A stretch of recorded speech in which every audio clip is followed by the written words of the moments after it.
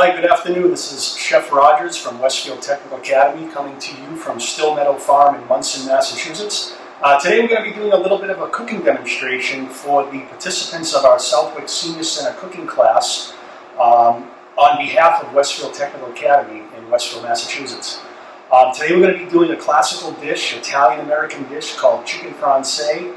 I've heard it pronounced several different ways. I've had Italian friends make this dish and it was totally different than this recipe. But classically, it's a chicken breast dredged in flour and then dipped in an egg batter and sauteed or lightly fried. So today we are going to make a recipe. Hope everybody has a copy of the recipe in front of them today. So for starters, the first thing we want to do is make our flour and our egg coating to go onto the chicken breast. So today, our recipe calls for a half a cup of flour. And our half a cup of flour, best practice is to scoop your flour with one device and pour it into your measuring device, as opposed to scooping with your measuring device. So here I like to use a spoon. I'm just going to pour the flour into my half cup measuring device. And try to make sure you're using a dry measure, not a liquid measuring device.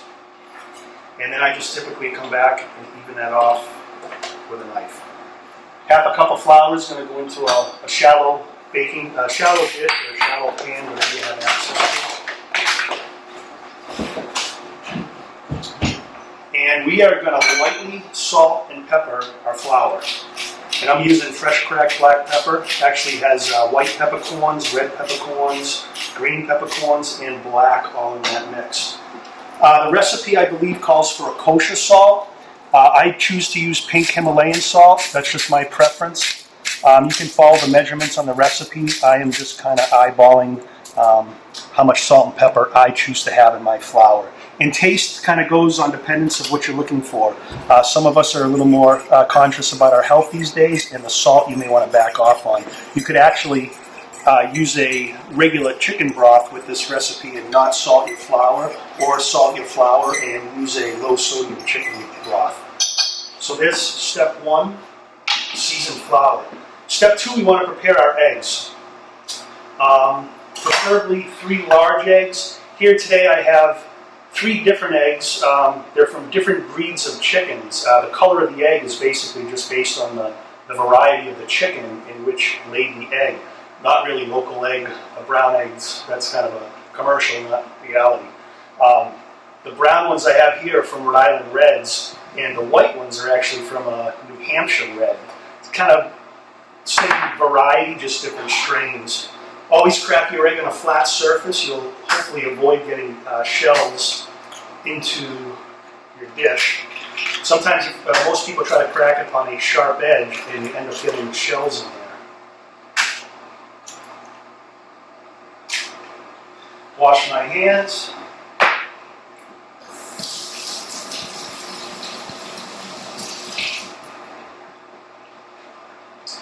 And we have 2 tablespoons of water that are going to be added in with the egg. You could use milk, you could use skim milk, you can use heavy cream. And I'm just going to beat the eggs. You want these to be as smooth as possible. You don't want curds or strands of egg that are too large, because it'll come off during the cooking process. So the better whisk you can have this. Now, if I had a stainless steel bowl, I could probably accomplish this much faster and much more efficiently, but for all intents and purposes for our demo today, the fork in the bowl will work. Yep, the finer you can get the curds of egg, the better coating you will have on your chicken. And it's okay to pull your eggs out a half hour before doing this and letting them warm up to room temperature. They'll actually break up in the dish a little better than when they're cold. Just the albumin will soften up a little better, allow it to mix. I think that'll be good. So we have our flour coating, and we have our egg batter. Now for the chicken, you can buy chicken so many different ways nowadays. Ironically, I just picked up 25 chickens or chicks from the post office today. My wife and I decided to raise our own meat chickens. We purchased Cornish rock cross is what they're called. So we have about 10 to 11 weeks before those chickens will be ready. Today we purchased boneless, skinless breast of chicken, and the recipe calls for a pound, and this is right around a pound. These were a little thick, so I decided to butterfly them in half. You could put them between saran wrap and use a meat mallet and pound them out. I think that kind of breaks down the integrity of the chicken a little bit. Some applications it's good. For this, I prefer not to. I'm going to butterfly the chicken in half. Be very, very careful doing this should you choose to do it. You can also, in most supermarkets now, actually purchase chicken that is cut into thinner strips. You can use it for fajitas, stir fry, all kinds of things. So hand flat on top, knife, proper grip of the knife, which is pinching the blade with your thumb and forefinger, index finger rather, forefinger. And then now, we're just going to use the knife like a saw and kind of come in and cut the chicken breast directly in half. Be very, very careful. Make sure you know where the blade of the knife is at all times, and that'll yield us 2 nice strips. These will actually cook quicker and be more uniform and consistent. I'm going to remove my chicken saturated cutting board and knife. Another wash of the hands.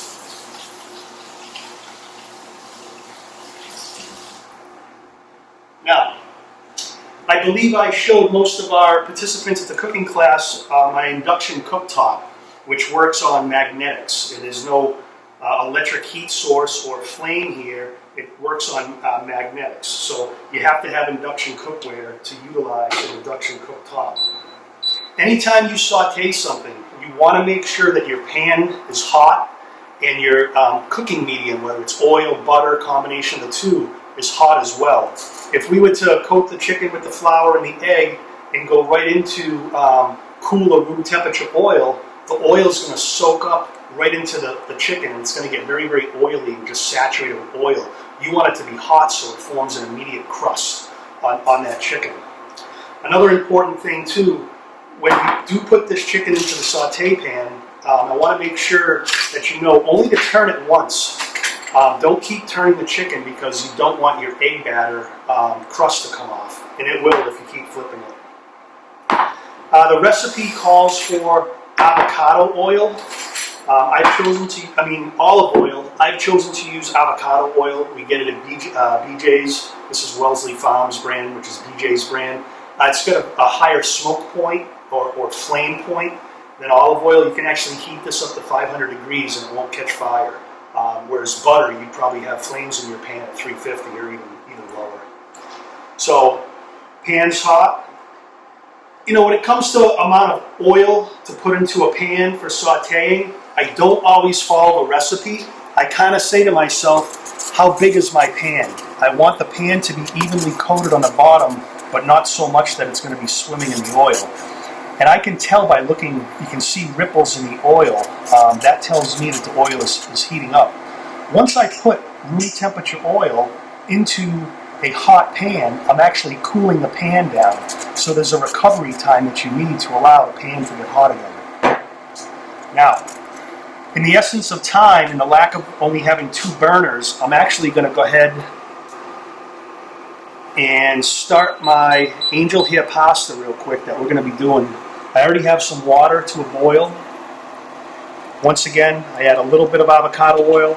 In my mind, that prevents the pasta from sticking. And always season your water. And my wife always tells me, taste the water. Don't be afraid to taste the water. The water should taste slightly salted. And it's just going to enhance the flavor of your pasta. So we're going to go ahead. I have about 8 ounces of angel hair pasta. And I'm not going to break it because I want it. And this takes literally maybe 2 minutes to cook. And I'm not going to mix it right now. I'm going to kind of wait until it softens. And then we'll start to bring it down. Angel hair pasta for al dente is just about 2 minutes.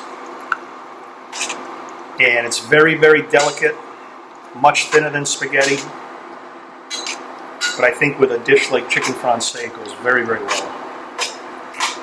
All right, so once again, I just put room temperature pasta into the water. It's going to take a little bit to come back to a boil. You just want to make sure you stir it briefly just to coat all the pasta with the oil, and that will hopefully prevent it from sticking.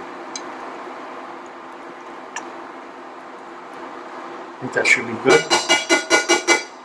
Al dente on pasta means it's just a little bit of bite left to the very center of it. Typically, you could take spaghetti and break it in half and just see like a little white pin dot in the middle. Can't really do that with angel hair because it's so small. We would need a magnifying glass to actually see what I'm talking about. Our oil is hot. We're going to gently coat our chicken. They refer to this as dredging your chicken in flour. And then we're going to coat. It does help if you keep one hand in the flour and one hand in the egg. Not always feasible.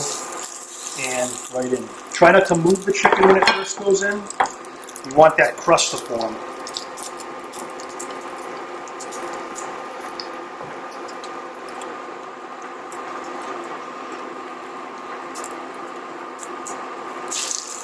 You should hear sizzling when you put the chicken into the oil and see snap, crackle, and pop going on. If you don't, your oil in your pan is not hot enough. We're going to have to do 2 rounds.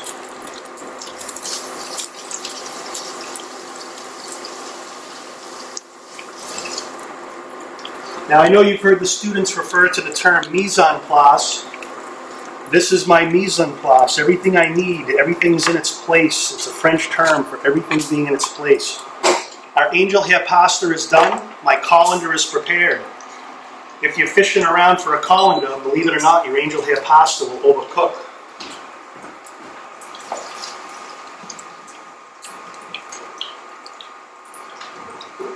We'll let that strain. That's about the color I'm looking for on the chicken Francaise. Lightly golden brown. If you prefer a little more color, color is flavor. So if you prefer a little more color, certainly cook it a little longer. Just be aware, you could tend to dry your chicken out too. While those are finishing up, I am going to dredge the rest of my chicken and get that prepared for the next run.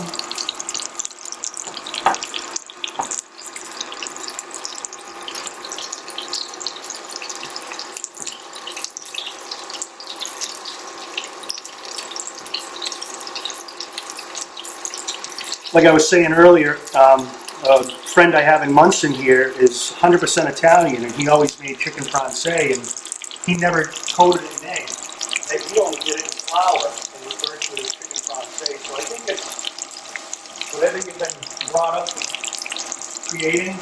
I'm going to pour a little bit of oil onto my pasta to prevent it from sticking. And our chicken is probably a minute away from being complete, fully cooked.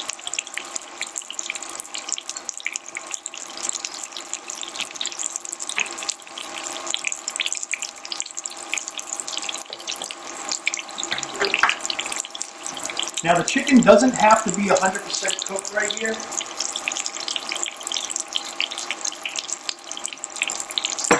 Because we're going to finish the chicken in the sauce. So I am going to remove the chicken.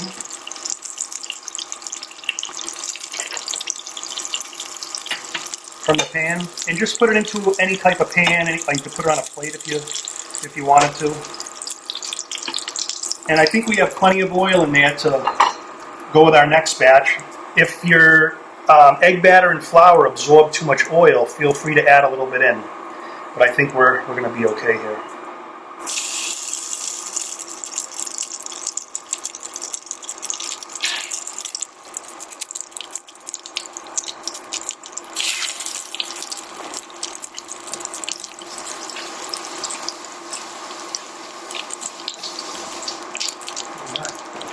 So, I do try to work as neat and clean as possible. If you don't need something, best practice is to remove it from your workstation.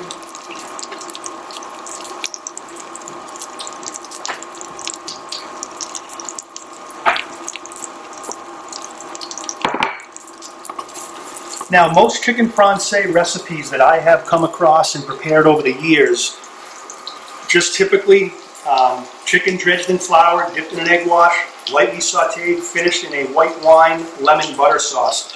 I've seen people put garlic in it. I've seen just about everything. One thing someone taught me years ago was to saute a little bit of prosciutto ham, which is an Italian dry cured ham. You can find it in most supermarkets, delis, so on and so forth. If you do decide to go with that, make sure they slice it very, very thin, or it can get a little chewy. Now, we need to cook our asparagus, and we also need to saute our prosciutto ham real quick. And I'm going to give the chicken just another minute or two.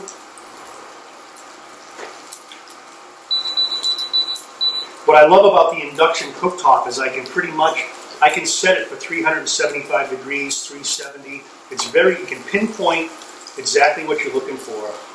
It's amazing. So, we're going to take our prosciutto ham and I'm just going to cut it into julienne strips. So julienne is technically an 1/8 by an 1/8 by 2 inches long, so it probably won't be quite julienne. Let's call this matchstick.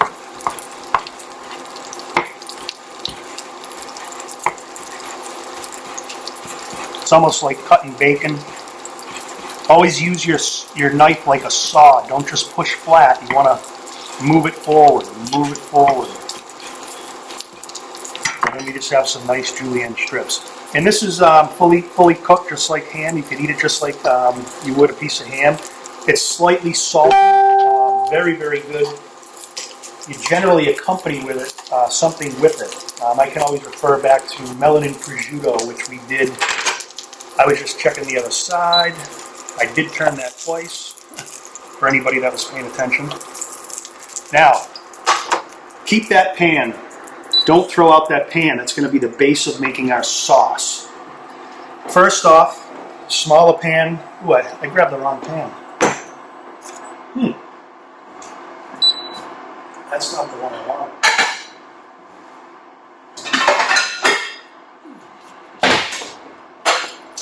Just the non-stick pan will work a little better.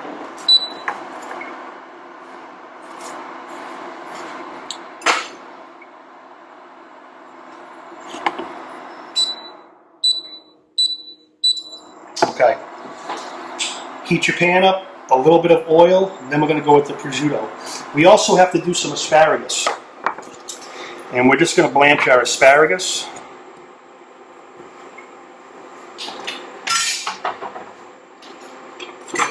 And with the asparagus, you always want to just cut the woody ends off. My wife and I do grow asparagus. Unfortunately, we've harvested all of ours for the year, so I did have to purchase this. Try to compost all your kitchen scraps if you can.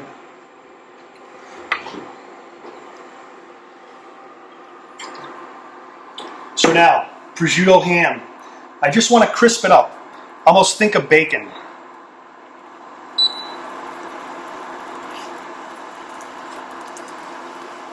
And my oil could have definitely been hotter. There's a prime example. But we are sizzling. Now, let's see.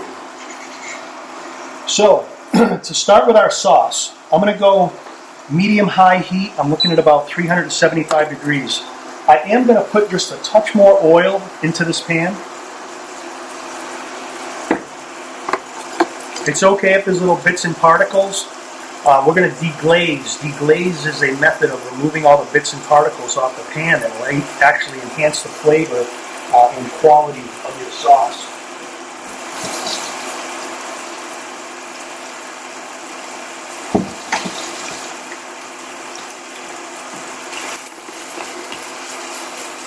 Get that prosciutto nice and crispy. That will take a minute. Even though it's dry cured, there is a little bit of moisture in it. And it won't crisp until the moisture comes out. Anyway, asparagus is set. So, following the recipe, we have our pan hot. We're actually going to slice half of our lemon, which I already did, and we're going to put those slices right into the pan. And we're basically extracting the flavor of the lemon. And you don't have to cook it very long. The oils will come right out of the lemon rind and start to infuse themselves into our cooking fat.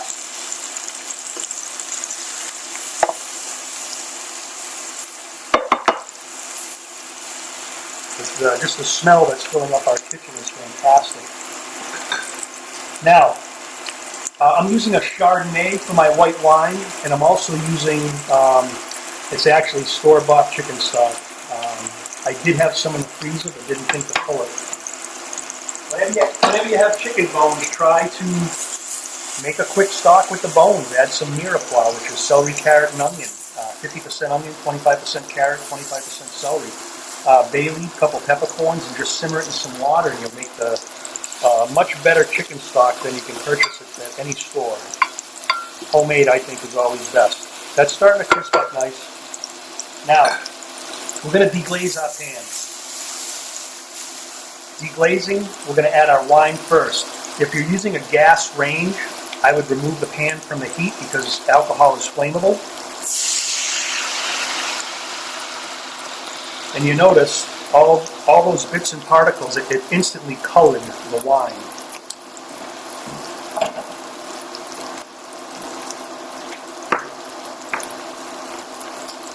And we want to evaporate the alcohol.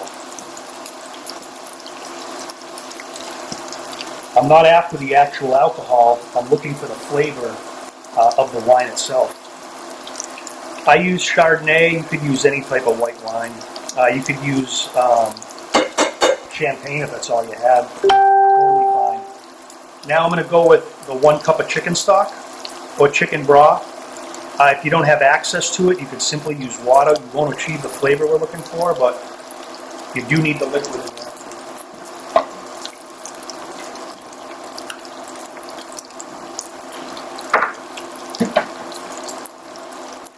So now we're going to bring that up to a quick boil.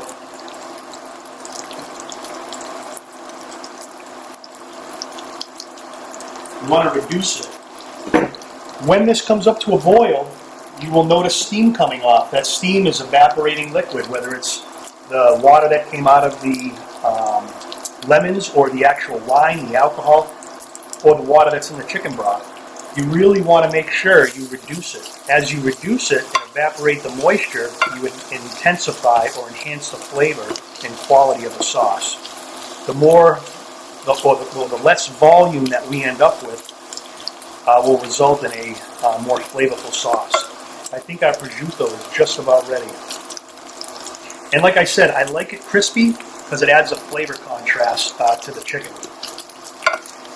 And another culinary instructor at Chicopee Comprehensive High School in Chicopee taught me this trick. Whenever he showed me, I said, you can't put prosciutto on chicken Francaise, but guess what?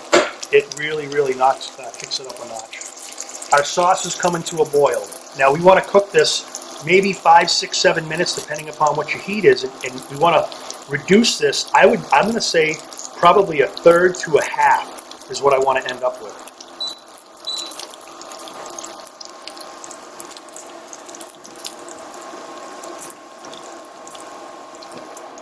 Now, let me see here.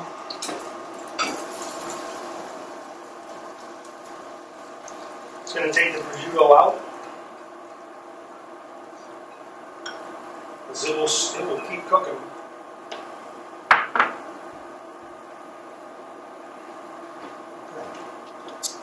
Now, there's a couple different ways we could thicken this sauce up. Because it looks kind of boring, it looks like water. As we reduce it, it might slightly get a little thicker, but we really need to add a starch.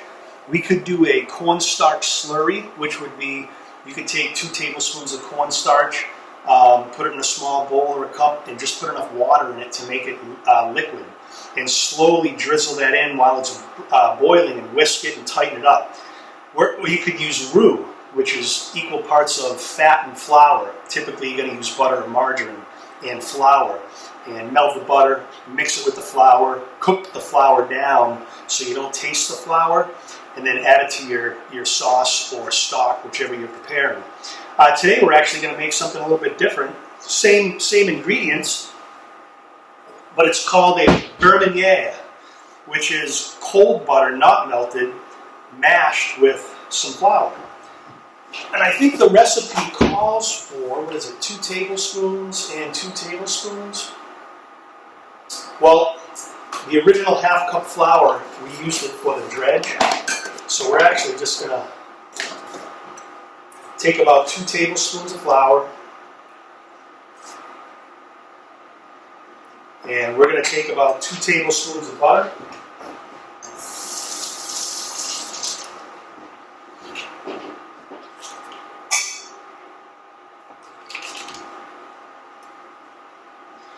Pinch more. And we're actually just going to mash it together. Your fingers may actually be your best tool to do this. I remember the first time I learned how to do this was from a classical French chef at Johnson of Wales, and I thought I was making cookie dough. You know, I thought he was messing with me, but little did I know I was actually thickening up a lobster stock for a Newburgh sauce. And I didn't realize at that point that you could thicken something with this method. If you just put the flour into that simmering stock and wine, you're going to end up with lumps, aka my grandmother's gravy for years until I taught her how to make a roux. So you need it to be kind of blended with some sort of fat. And ironically, my sophomores, through remote learning right now, the unit that we're teaching out of the National Restaurant Association Pro Start Manual is all on stocks, sauces, and soups. So that's about what I end up with. That's basically a roux that has not been cooked, and it's referred to as a beurre meunier. Beurre meunier. Okay, that was one of my students' vocab terms for this morning. I'm going to wash my hands real quick.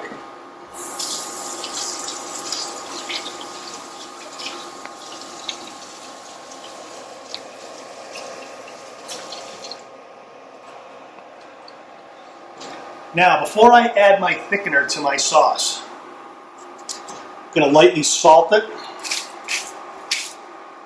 A little bit of fresh cracked black pepper. And I want to taste my sauce prior to thickening it, because I can adjust it much easier while it's thin.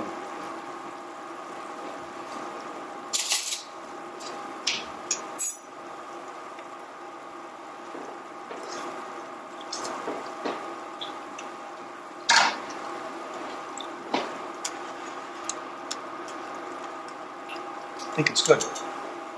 Now, we don't want to add all of this. We're just going to add maybe a small amount. You probably have some left over. If this over thickens, we could just add a little bit of water or chicken stock to bring it back. And I can already tell that I may have put a little too much in.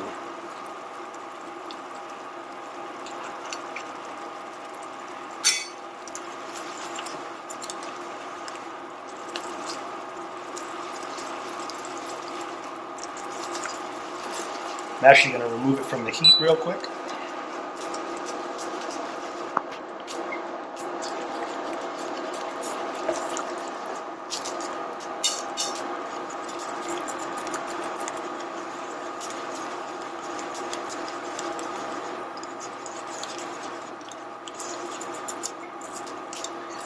Now, we probably added a little too much roux to that, but I don't think it's a deal breaker, because we can adjust very easily.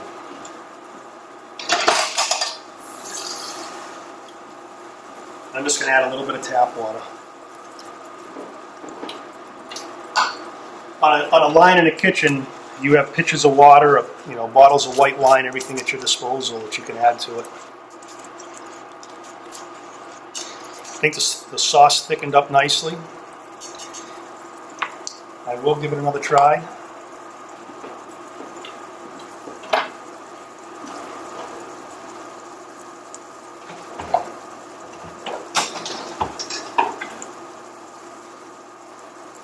Now, what can I show you?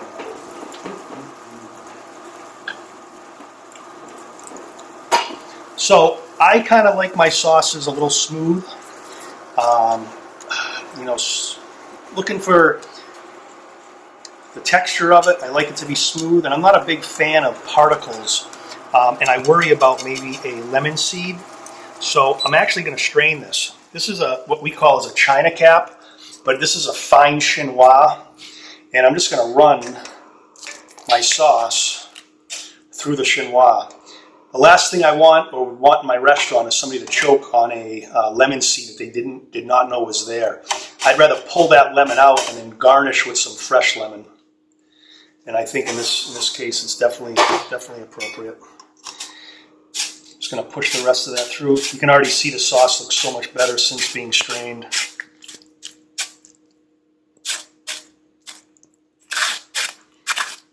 Yep. And it's totally normal to have, you know, some pieces of roux left behind. That's why typically anytime I do make a sauce with a roux as a thickening agent, I'll generally strain it.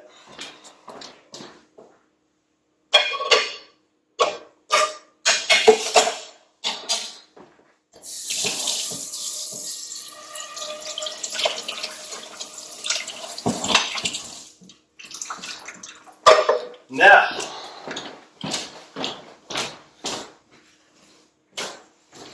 the sauteed prosciutto ham smells fantastic, and I really think that accompanies this very well. So now, we're going to take our chicken, and we are going to go back into our pan, because the chicken might be only maybe 2/3 of the way cooked, might be, you know, fully cooked, but you want to bring it back up to temperature because it's cooled down while sitting in the pan with that sauce.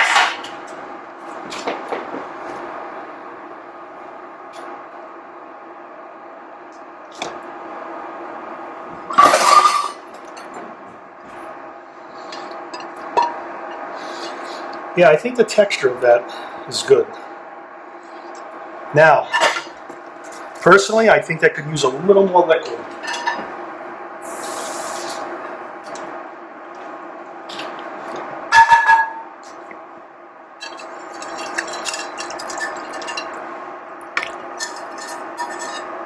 So,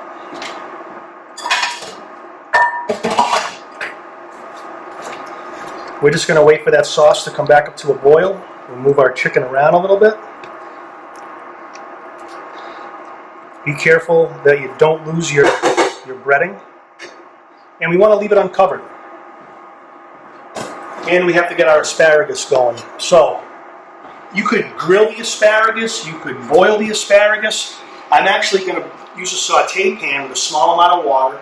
I'm going to butter with salt, and I'm going to basically blanch it real quick.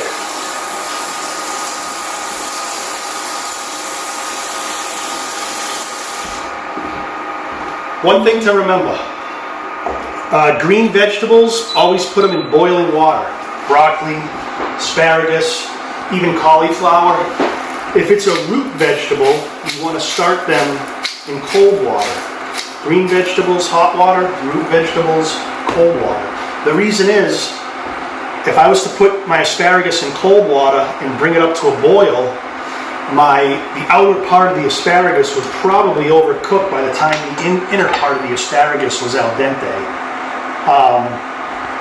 And one thing with root vegetables, if you put them in boiling water, the outside is going to overcook before the inside actually does cook, and it could actually turn to mush.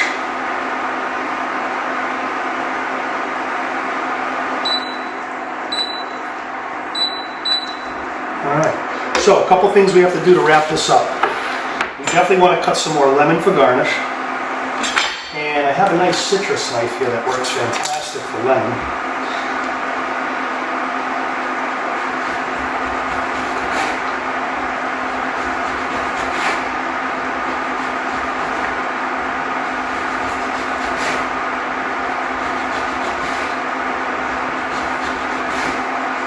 Just for our garnish. And we also need to chop a little fresh parsley. You could use curly parsley, Italian parsley, flat leaf parsley. You could use dry parsley. I actually am fortunate enough, I do have some fresh parsley growing over on our patio. Try to remove most of the stem. We don't need an excessive amount, but just enough to make the dish look. And I'll even save some that we can garnish with as well.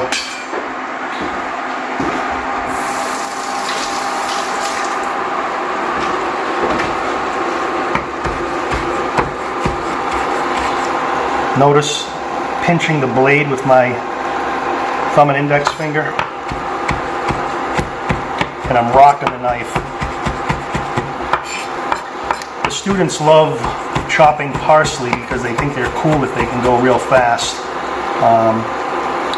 That's typically when I have to call the nurse down because they're trying to rush. They usually only do that once though. That's probably plenty right there for garnish. Parsley does have a flavor to it. Not that it's used as a big flavor enhancer, it's mostly used as garnish. But you definitely don't want to overwhelm with it. Alright, let's season our water. Don't recall if I did, we'll hit it again for the asparagus. The asparagus is going to take, once that water's boiling, when I put the room temperature asparagus in, it's going to bring the water down. Once it comes back up to a boil, it's going to take maybe 3 minutes. I like my asparagus with just a little bit of a bite to it. I don't necessarily like it to be fully cooked all the way. We'll refer to that as al dente once again. I'm going to turn my chicken down just a little bit. And I'm actually just going to put a little bit of parsley on top now. It's amazing what just a little bit of parsley will do for a dish. I think our water is coming to a boil right now.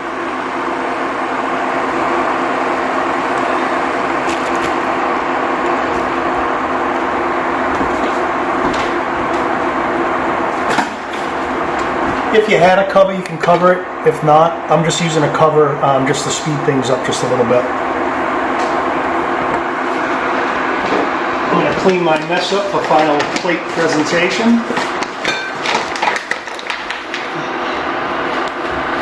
And I do hope that next year, none of us know what school is going to look like, but I sure do hope that we will have the opportunity to come over to the Senior Center and pick up where we left off. I'm going to have 2 seniors that I do know are still going to want to do the cooking class that we had scheduled for May. I know one student wanted to do a green tea maca creme brulee, and the other student wanted to do some sort of braised, I think braised beef short ribs. The girl that wants to do the savory dish, the beef, is really, really good at seasoning and the braising technique of searing and slow simmering. So they're really looking forward to that. Hopefully we can get over there and make it happen. I think total prep time and cook time for this dish is probably going to be around, I'm going to use 30 to 40 minutes depending upon, what you're capable of in the kitchen. It's very, very manageable, very, very easy to do. It's funny, I can do this for 200 people much easier than I just made this look for 4 people. It's just because of how I'm trained. Asparagus is going to need about 2 minutes. Just came back up to a boil. Now, I could drain the asparagus when it's al dente and then put a little bit of olive oil in the pan, salt, pepper, granulated garlic, and saute it real quick. There's a bunch of different ways. I actually like it with just a little bit of teriyaki glaze and a little bit of fresh ginger sauteed in there with garlic. Today we're just going to keep it simple. Salt, pepper, and I'll put a little bit of oil on it at the end. For anybody that loves asparagus, some of the best asparagus in the world comes from right here in Massachusetts, South Hadley, or near the Hadley farm markets. I highly recommend it.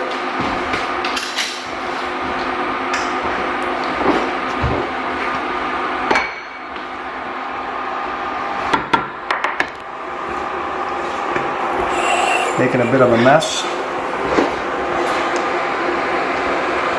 So I'm going to kind of plate this up kind of family style.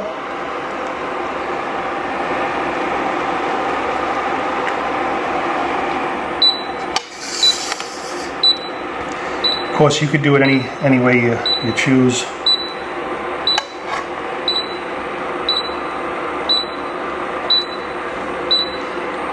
And then just pour that sauce.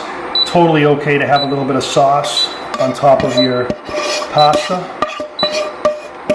Yep, the burn is fine. Yep. Anyway.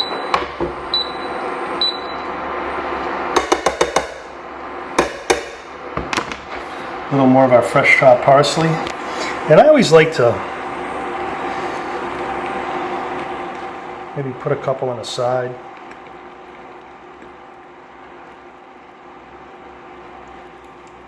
You know, you don't want to go through the process of making a nice dish and then not presenting it accordingly. Even a red bell pepper on there might look good too. And don't forget, in my opinion, one of the main attractions, the prosciutto. I just think it adds such a salty and then crunchy texture just to make that so much better. But it's not necessary. I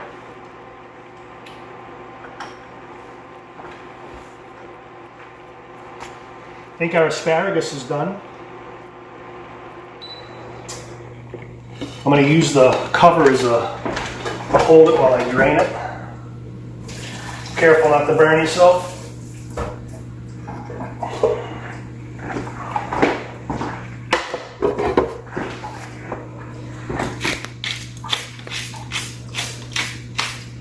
Salt and pepper.